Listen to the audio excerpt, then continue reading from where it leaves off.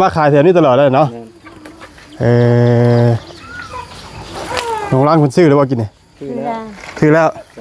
เอาผือลงอีกคนมักสีเขียวแต่ว่าบ่มีมันจะเป็นต้องซื้อแหละเนาะให้แล้วแต่ว่าเราให้ตัดก่อนผือออกดีๆด้วยผือออกใหญ่ๆด้วยดีกว่าโอ้ปลาค่าสินใบ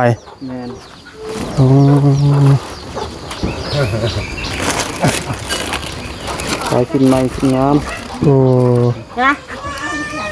พื้นเท่าไรนี่300,000มีหลายอย่างเลยเนาะมุ่งก็มีขึ้นก็มีเสื้อก็มีมีเสือมียังชิดแต่อันไหนแนวเนาะแปลงได้ต่อป่ะนี่ไปที่โปนแต่ว่ามาขายแถวนี้ตลอดเลยเนาะน้องร้านคนซื้อหรือว่ากินเนี่ยซื้อแล้วโอ้เดี๋ยวไปเบิ่งน้องร้านคนน้องพี่น้องว่าเป็นซื้องามหรือกีฬาพี่น้องเลยโดยขอบใจเด้อโดยมันเนาะโดยหาได้พื้นนั่นเลย2เดี๋ยวหวานได้แล้วมาแต่เช้านี้มันเนาะน้องเลยเนาะมาทางเงินน้องรังวันนี้ถารุ่นเมืองพลพี่น้องว่าจะตกหรือจะเดดเนาะพี่น้องเลยพี่น้องเนาะก็เรียนกับกราบทักทายสวัสดีสบายดีเด้อผมแม่พี่น้องซีเบิร์ดสุขหูสู่คนพี่น้องพบเจอกันกับลุงหนวดในคลิปนี้เนาะก็อยู่ทางบ้านน้องรังเพิ่นคือก็พี่น้องเนาะพี่น้องพลกะรุ่นเมืองผ้าพลพี่น้องเนาะอากาศก็ว่าสิตกหรือบ่ตกมื้อนี้พี่น้องเว้ยมันก็ยังคึมอยู่เลยเนาะพี่น้องเมื่อวานนี่เป็นวันแม่เนาะพี่น้องเนาะตำรวจเขาบอกว่าเป็นวันแม่ได้พี่น้องเมื่อวานนี่โอ้ยเนาะอาจสิฮู้จนมาเบิ่งเงินตอนแรงวานนี่เมื่อนี้เป็นวันแม่เด้อว่าซั่นว่าซั่นเนาะพี่น้องเว้ยเนาะนี่ก็เป็นสินดับเนาะวันนี้เป็นวันสินดับเขาเดือน9แล้วบาดนี่พี่น้องเว้ยเนาะคืนนี้ก็ออกใหม่คำนึงเดือน9วันนี้รับใหญ่พี่น้องเว้ยเนาะพี่น้องเดี๋ยวไปหาน้องล้างมันกันเนาะคือจะว่าซื้อสินใหม่ว่ะงามเบิดกีฬาอีกเนาะพี่น้องถาเบิ่งถาส้มน้ำกัดเนาะบันล้างเลยใช่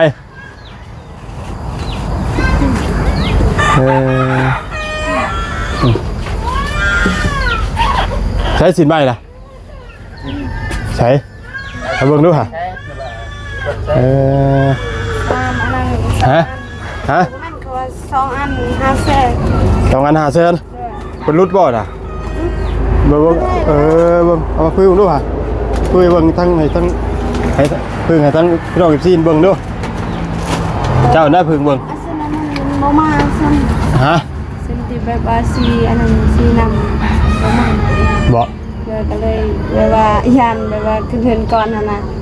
ได้ซื้อก่อนก็ได้เจ้าใช้ปืนแดงจานเบิ่งด้วยนี่เหรอพื้นด้วยพื้นทั้งพี่น้องจีนเบิ่งเนี่ยมันมี500,000เขาก็เลยรู้สึกว่าเราเข้าใจกันตัวนี้ของใครเนี่ยแม่ค่อยๆแล้วของเจ้าบอลเทียบนะเทียบด้วยใส่เทียบด้วยเบิ่งเทียบลูกเทียบเบิ่งเอาใช่แล้วให้ทั้งพี่น้องจีนเบิ่งว่ามันงามบ่เข้ากันบ่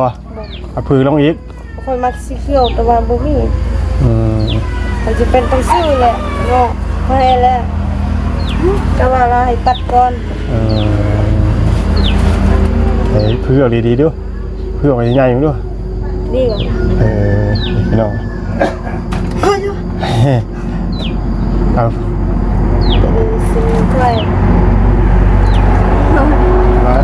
ซื้อเรียบร้อยแล้วมีขาตัดแล้วนี่พื้นของแม่เจ้าเห็นป่ะสียังไงสีเขียวเอาสีเขียวนี่แหละมักสีเขียวคือเบิ่งให้ทั้งพื้นให้น้องเพื่อ ให้ซีนเบิ่งดูอ่ะ ป้าชื่อเส้น สีผู้เฒ่าเนาะธรรมดาเด้อพี่น้องเว้ย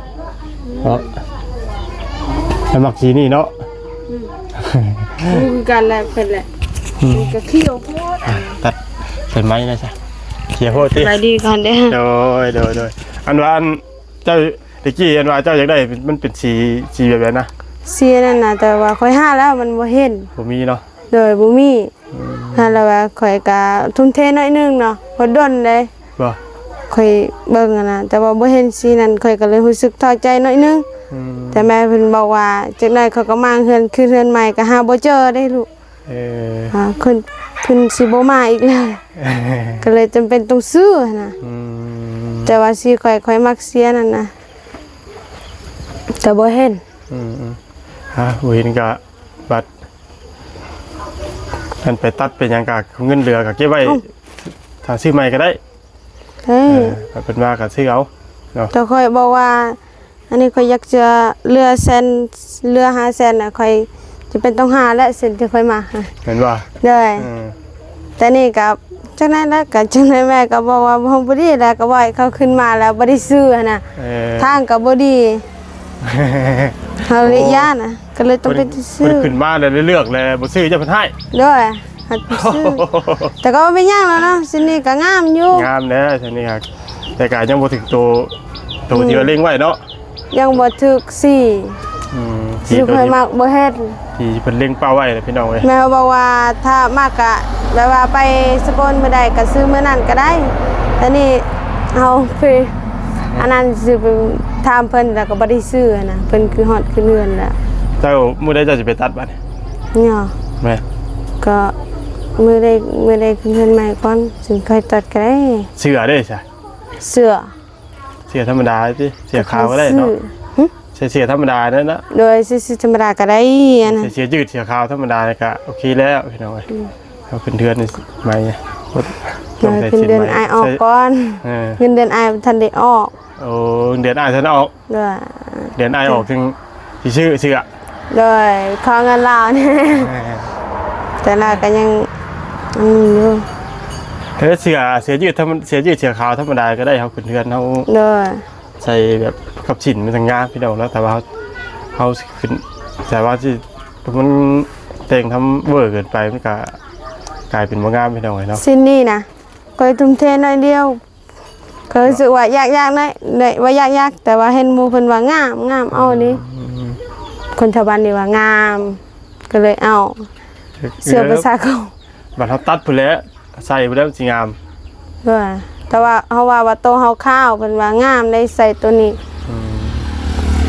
ข้าวอันนั้น เพิ่นว่าใส่แล้วก็งาม ครับพูดแล้วก็มีแต่ว่าเงินแบบเขาไปตัดไปอย่างแล้วล่ะก็มีเงินส่วนที่เหลือก็เก็บไว้ ด้วยเก็บไว้แล้ว มันเหลืออยู่นั่นแหละ เรืออยู่ ราคาคุณมาวันหนาเห็นสีที่มักซื้อเอาไหม ด้วย เออ แต่สิเฮามาคือสิบ่มาดอก มันกะว่าบ่ได้ บ่มาแล้วถ้าว่าครั้งแรกมีแต่ครั้งเดียวอันนั้นแหละเฮามักที่สุดแต่ว่าเพิ่นบ่ได้มา โดย เฮาก็ย่านแบบอายก็คือกันนะฮอดขึ้นเรือนแล้วบ่เห็นซื้อเสร็จนั่นน่ะก็ย่านคือกันละย่านอายหาย เออ เฮาก็ยังท่าอยู่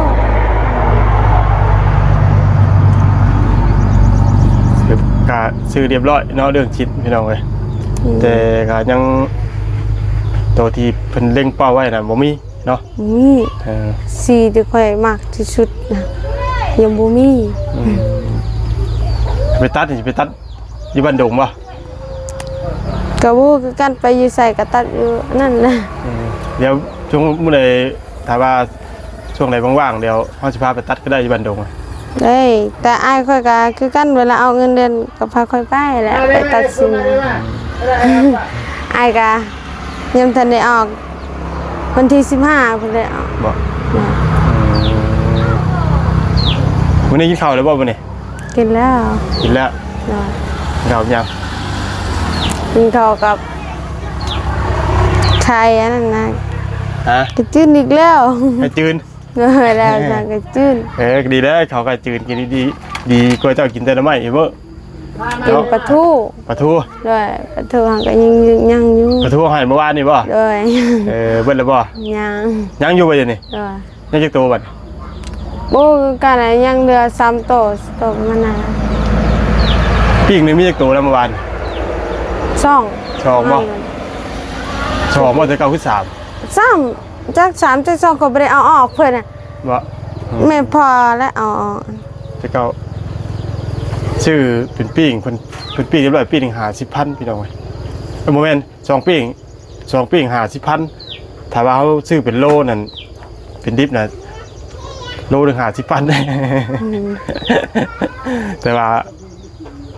เสียเปรียบเพิ่นเพราะค่าเพิ่นปีกคำซื้อมาดิบโดยจะเพิ่นเฮ็ดเนี่ยเฮ็ดบ่เป็นเป็นนี่แล้วเนาะ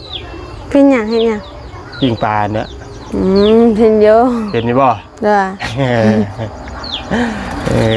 กินเรียบร้อยเนาะเขากับปลายังบ่เบิดติ เริ่มเบิ่นแล้วอยู่ใส่บ่เขาไว้ให้น้องน่ะ ไปนอก เด้อถึงกินก็ได้เอาใหญ่แล้ว ใหญ่ อย่า เลย น้องบ่มีหันกินหั่น น้องคนไหน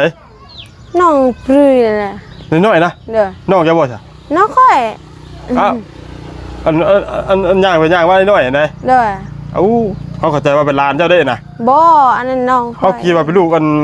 ของ บ่ มั ทิ้ น ง ทิ้งเนี่ยน่ะ บ่ทิ้งก็ลูกผู้ชาย อืมเอ้าอันนี้ว่ากับบ่ได้ฮู้นะ ต้มยังชาน่ะ ก็ได้ต้มหน่อไม้ เอาไว้ไปหาหน่อไม้ได้บ่มื้อนี้น่ะ นี่บ่ แม่น มื้อนี้อยู่ มื้อนี้อยู่ เด้อ ยังบ่ได้มื้อนี้บ่ได้ไปเนาะ วันนี้บ่ได้ไปเพราะว่าเขาบ่ได้สั่งหน่อไม้ อ๋อ เพราะมันน่ะหน่อไม้ขายมื้อวานนั่นก็ยังบ่เบิดซั่นน่ะก็เลยเอาไปต้ม ว่านี่ขายแล้วมันบ่ขายบ่ออกดิ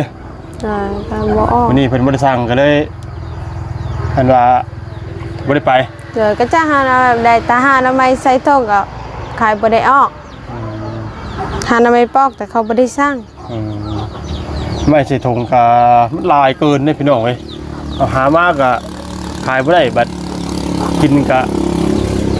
มันก็เบื่อเนาะกินตลอดพี่น้องกินได้ใช่มั้ยคือตอนนี้ล่ะทำไมเก่าหั่นน่ะพี่น้องเอ้ย ไม่มีเจ้า เพราะ เมื่อ ว่า วานนี้ก็หน่อไม้ เออ มื้อซื่อนี่ก็หน่อไม้กิน แก ได้ งกันหน่อไม้ต้มกันหน่อไม้ยำกันหน่อไม้เฮ็ดจังไดก็มีแต่หน่อไม้เนาะมันก็เลยเฮาฮู้แล้วเฮาสิเฮ็ดหยังมันเฮาอยากได้ยอดเฮาให้ตัวเด็ดยอดบัวไผเฮาสิไปลวกกินกับป่นปลาก่อน นี่ เห็นมันหลายเลยพี่น้อง4โล4เดอยู่พุ่นน่ะเพื่อแบบมันสิจ่อยทิ่มนี่ซื่อรีบเก็บไว้ด้วยแล้วเก็บไว้ก็ได้ไว้ทีเดียวมื้อไปตัดก็ถ้าบ่มีคนพาไปก็บอกเฮาก็ได้ ด้วยมีอยู่เอื้อยหั่นแหละเอ้ยสะไผ บ่ เพิ่นบอกว่างามเราจะลองพาเพิ่นไปตัดเองดู เพิ่นว่างะเพิ่นว่างามบ่ เว้ยงามเส้นนี้เขาว่าใส่แล้วงามแฮง เอ้ยจะไพ่บ่บอกว่างามพื้นนี่นะ เดี๋ยวจะค่อยก็เชื่อไปซักเข้าแล้วแต่ว่าสิ่งที่ตัวเองบ่มักแต่บ่ได้บอกได้เงียบตลอด บ่มักก็บ่บอก บ่บอกค่อยได้เป็นคน บัดตัดหูบัดตัดมันออกเป็นรูป ก็งามอยู่ ก็สีก็งามอีดอกพี่น้องแต่ว่า มันอยู่ในโต๊ะเฮาเอง มันบ่งามมันบ่เป็นสีที่ว่าเพิ่นเล็งเป้าไว้นะพี่น้องที่สีที่เพิ่นนั่น จองไว้แต่ จองไว้นะ หาย บ่เป็นสีนั่นพี่น้องแต่ บ่ ว่า เป็นหยังหรอกสิกาถ้าเห็นมันงามก็ซื้อแหละเนาะ แม่น ถ้าเห็นได้ก็บ่เห็นกับยาแล้วใส่เส้นนี้ก็ได้ ต้องมาตลาดพี่ไปไอ้ใช่หมกบวกไหมเด้อน่ะ ฮะ แต่เจ้าของมันบวก ของยัง เจ้าของมันบวกมัน เอาของเราบ่จ้ะ เขาค่อยนี่แหละกับของค่อย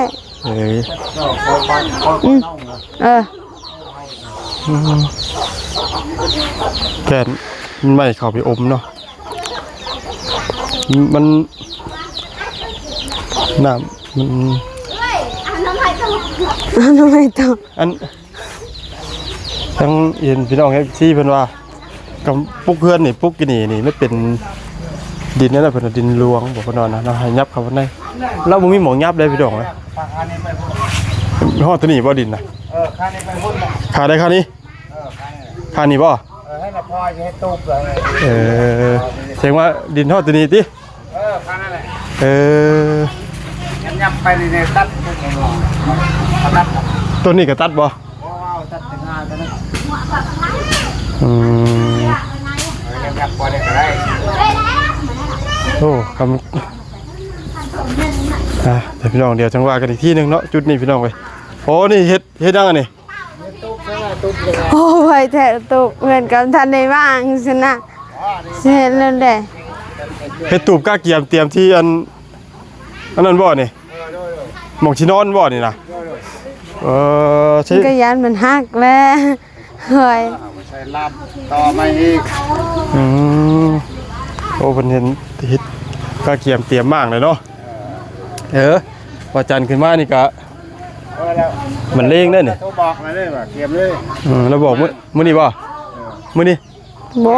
เมื่อวานน่ะบ่แม่อยู่โทรบอกว่าเก็บเครื่องบ่ได้เว้าว่าสิมาแล้วขึ้นมากล้าเกียมเตรียมมากแล้วพี่น้องทั้งมาจันขึ้นมาก็แม่นเอาช่างอย่างมากบไม้กบเต่าได้เด้มันมากตัวนี้เอาใช้ตัวนั้นอยู่เลยพอจะเฮ็ดราคานี้นะฮะ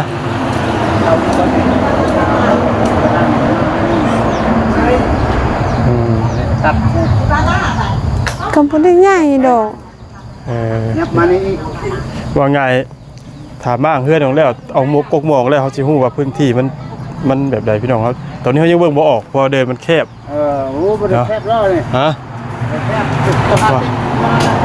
บ่สบายไปมาได้เลย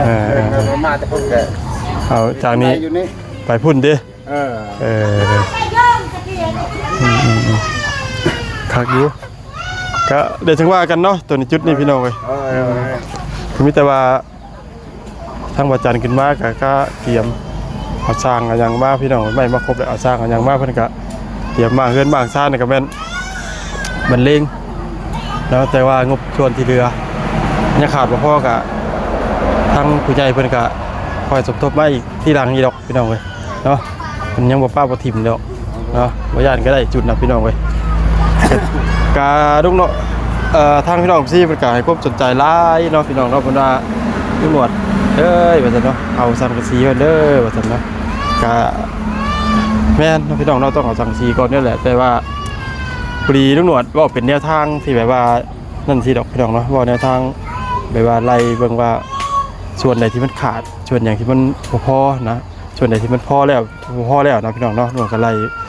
ให้เป็นแนวทางให้ทางผู้ใหญ่เพิ่นรับรู้หรือว่า FC ได้เบิ่งว่ามันบ่พอส่วนใดที่ขาดส่วนใดแล้วเพิ่นสิได้สมทบเขามาถือเนาะพี่น้องว่าเพิ่นอยากช่วยจุดใดนะพี่น้องเนาะจะไม่ใช่เหตุบัดนี้ทำไมมังเฮือนนี่แหละเฮ็ดเวลามังก็เฮ็ดเลยถมหรือบ่คุมมันน่ะถมหรือบ่คุมมันน่ะยังบ่ได้ถมบ่น่ะถมมั้ยผมมันยังไม่ได้ถมเลยก็คิดว่าเวลามาเฮือนก่อนค่อยเฮ็ดก็คิดแบบนี้นะมาเฮือนก่อนเด้อมาเฮือนแล้วก็เฮ็ดเลยคนเขามั่งแต่เฮาก็เฮ็ดแหละแบบนี้จะได้ไวมันมุ้ยใหม่ดิเด้อมุ้ยใหม่เนาะงานใหม่เนาะยังเราเห็นยังนะแปลงทาง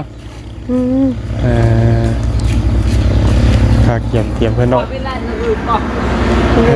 เดี๋ยวจะว่ากันเนาะเรื่องนะพี่น้องเว้ยมันคิดท่านออกอยู่ใหม่มันกับบ่มีเนาะมันมองนี่บัดที่มันจะเป็นจุดมองคนกบใหม่แล้วบัดพี่น้องเว้ยกบใหม่กบยังกบแถวนี้แล้วบัดเพราะว่าไปนอนอยู่ตารางเฮือนตัวนั้นจะว่าดีกว่าเขาก็ว่านั้นเพราะว่าเอาเห็ดเถียงกันอย่างแล้วเอาผ้าบัดคุ้มอ้อมไปกับเสาเฮือนไปเลย ตัวนั้นมันสิง่ายกว่า บักทางนอน ฮะ บักทางนอนแหละ เอาอยู่ตารางพี่ได้ อยู่ตารางใส่อยู่อันนั้นน่ะบ่ แม่นเฮาเอาเตียงเอาแค่สิเข้าไปนอนอันนี้เอาอันว่าอันผ้าบัดคุมอ้อมเสาอ้อมหยังมันสิทั้งนอกทั้งในอยู่ตารางนี่มันสิง่ายกว่าลังเลย เขาก็ว่านั่นแต่ว่าพอบอกว่าอยากเฮ็ดตูบอะก็ช่างเฮาเถาะเขาอยากอยู่ในตูบ ก็จะก็สิว่าอะไรเพิ่นอยากเฮ็ดเอง มันเพราะว่ามันสิยากน้ำไหม้เด้ ก็ไม่บ่มีเขาก็ว่านั่น พอแล้วพอให้เองเราก็ยังไง เฮ้ยจะ เคยนอนบ่ได้แล้วแบบนี้ นี่แล้วบ่ นอนเก่า อืม นอนเรือนเก่าแล้วสบายก็นอนแบบนี้อีกจะนอนแบบนี้ก็ย่านยุ่งอันนั้นเข้าหมดละย่านฝนตกแล้วย่านมันหักเบิดฉะนั้นบ่ได้นอนซะ สารพัดบ่มันกระยาดำเกกาหมองบ้างกุ๊กใหม่กุ๊กตอกนี่แหละที่เราจะว่างาพันสิบักงาม่วงงาอย่างลงมามันก็สิทึกแหละ เกะกะเพิ่นว่าเกะกะเด้ตันตูอยู่ เอา นี่ เวลาจะปลูกตุ่มนี้เจ้าว่าสิงาม่วงอยู่นี่งาไม้ชุ่มสิตัดสิก็ อ๋อปกทบเนี่ยปกในแบบมงแบบนี้ซื้อนะเนี่ยนะ บ่ยันงาม่วงนี่นะเวลาจะบักมันสิลงมาทับ นี่บอกเป็นยังนะครับปักเป็นยังใส่ลูกเขามาชอบคนแล้วก็แต่ตัดเอามัดนั่นดึงมาเพื่อนนี่ก็มั่งแล้วตัวนี้ก็กันน่ะตัดอันนั้นใช่แล้วเขาดึงมาอย่าแล้วก็ ชอบคนดึง มันยากเด้ บ้านดงเนาะบ้านดงไม่ต้นมันนี่เก็บไว้เฮ็ดไม่แป้นเด้อ นั่นแหละ นี่ซอยเฮ็ดแป้นพี่น้องพายแป้นโอ้ยหลายแผ่นเด้นี่ได้เป็น10พุ่นนี่น่ะพี่น้องเอ้ยไม่นี่ไม่แป้นเฮ็ดไม่แป้นคักคือยังไม่ม่วงนี่ แต่ว่าไปให้ลูกชักชนนกพอเองแล้วก็พาให้เขาวิ่งจะพักถ้าเราไปช่างมากช่างพักรถใหม่เลยว่าเพื่อนยัง ก็ยากดอกตัวนาเดียวทั้งบัดจันขึ้นมาก็หาสร้างหาหยังมาไม่มาครบเพิ่นก็ มาบ่ได้มาเพื่อนบ่ยากพอมากหรอก มันเงินได้อะแต่ว่าคนมาบ่ได้แล้วมันก็ยากได้มากนี่ มันบ่ยากดอกมากนะใครก็เฮ็ดอยู่ดอกเฮ็ดแต่มันยากมากว่าอันทำลงรถอันเฮ็ดเป็นตี้มันยาก นั่นสิยันหักแล้วยัน ไปก็มั่งได้ครับ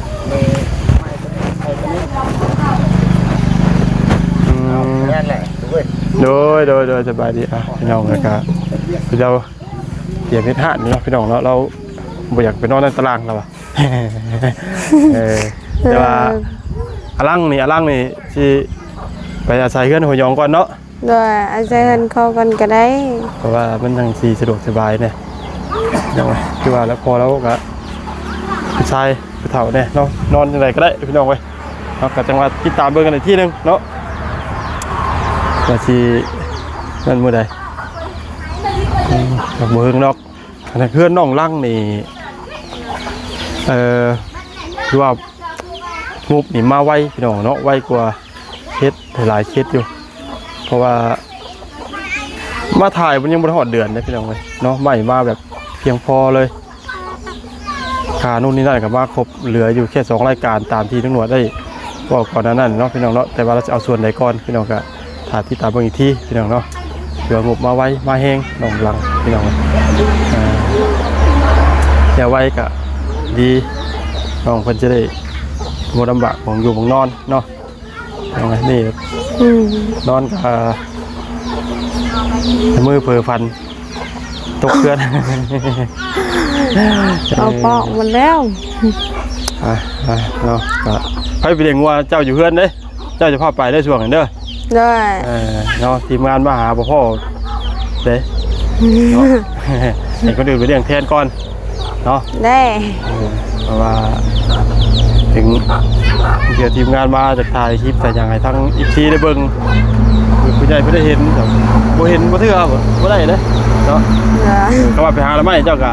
ไปตอนเช้าเจ้าก็กลับมาคือปกติคือเจ้าไปก็ได้เพราะว่าเจ้าไปเลี้ยงวัวไปเบิดมื้อเด้นะพี่น้องไปเบิดมื้อเว้นเพื่อสิกลับมา 4-5 โมงแบบเนาะพี่น้องสมมุติแต่ว่าสำหรับคลิปนี้ก็หน่วยก็จะได้ขอจบคลิปปิดคลิปหน่อยทั้งน้องเพิ่นนำลาทั้งปลาลูกทีเด้อ สบายดีเด้อ โดยเนาะเราพี่น้องเนาะชุดนี้ก็เป็นพอดีเตรียมกากเตรียมหมองนอนพี่น้องเนาะเฮ็ดหมองกระตุบพี่น้องนะเฮ็ดกระตุบเตรียมไว้แล้วป่ะพี่น้องเลยเราก็ได้แต่ว่าเราอยากเป็นนอนตารางเนาะพี่น้องจังหวะกันอีกที่นึงคิดตามเบิ่งกันเนาะพี่น้องเนาะสำหรับคลิปนี้กับวุ้นอย่างไรเด้อพี่น้องเด้อมาอัปเดตแต่กะน้องเพิ่นได้ซื้อชิ้นใหม่เป็นที่เรียบร้อยแล้วพี่น้องซื้อโซ่ปืนกับเป็นคนละปืนเนาะพี่น้องเนาะดีใจน้ำของเพิ่นเนาะอยู่ดีไม่ยังวัดจะคุยทุกคนเนาะพี่น้องผมเจอไปคลิปหน้าสำหรับคลิปนี้ลำลาแล้วสวัสดี